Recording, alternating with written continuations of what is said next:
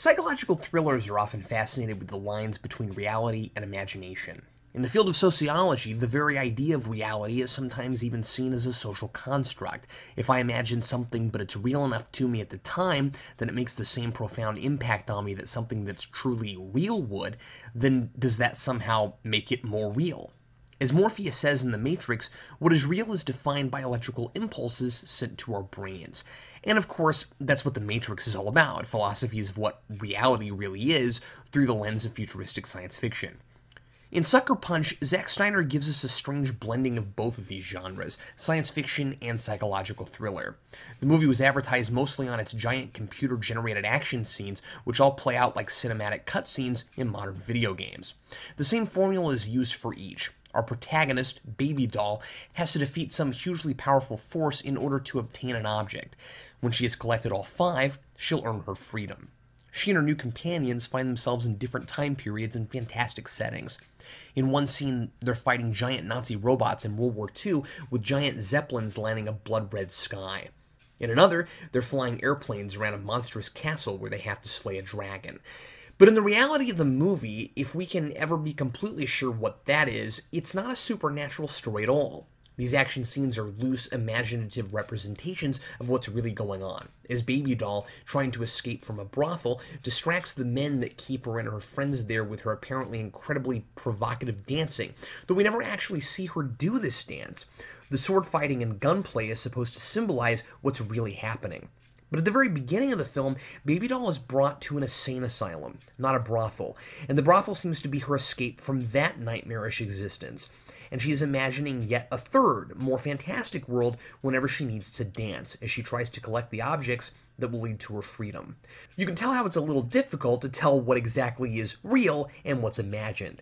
But this is all territory we've covered before. From Alice in Wonderland to The Wizard of Oz, the story of the girl who creates a magical world for herself where she casts the people around her in all their lead roles and acts as the daring hero is familiar territory. Snyder does make it his own, but that's actually kind of where things get problematic. We don't really get inside Baby Doll's head and have a good understanding about who she is. We know she sees herself as a hero who would do anything for her friends, and she seems to be seductive and sensual in a schoolgirl fetish kind of way, or at least that's a skill she uses to get the upper hand on men. We know she's an orphan, a standard trait for a girl whose mental health is questionable, or at least whom all the men around her claim has mental health issues, and that's about what we know about her. So when she starts having fantasies that, rather than seducing men with provocative dances, she's actually killing huge monsters and firing big guns, it's hard to understand where that kind of imagination comes from. Plus, since this is Snyder, every reality is highly stylized, with fashion and props from an amalgam of different periods.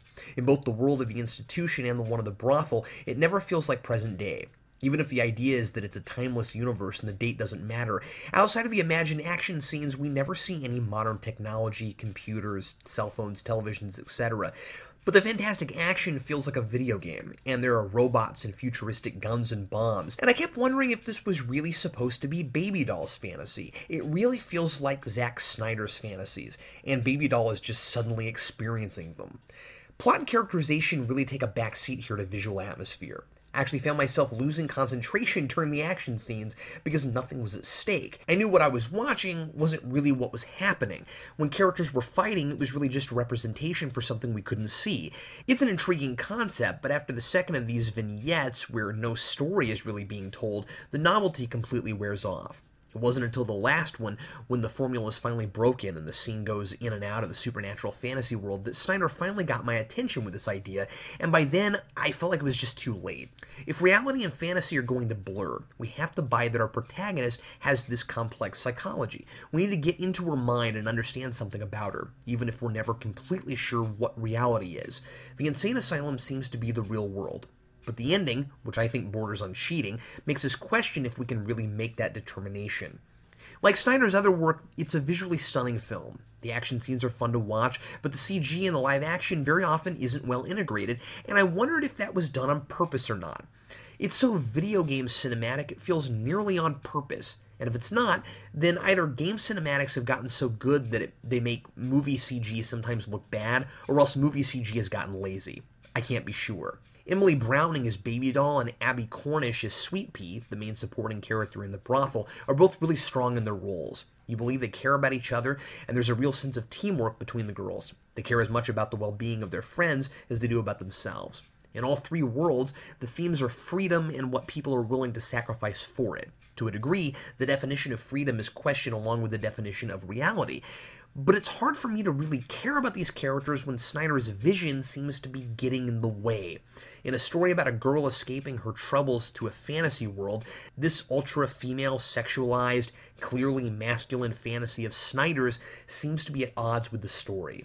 If you want an escape, and you don't take this movie as seriously as Snyder clearly is, there's definitely some fun to be had here, but by the end, its morals are pretty heavy-handed, and its protagonist, while certainly heroic, just isn't very interesting. Imagine if there was actually a solid explanation for why she has the exact imagination Zack Snyder does. I'm going to score Sucker Punch a 2 out of 4.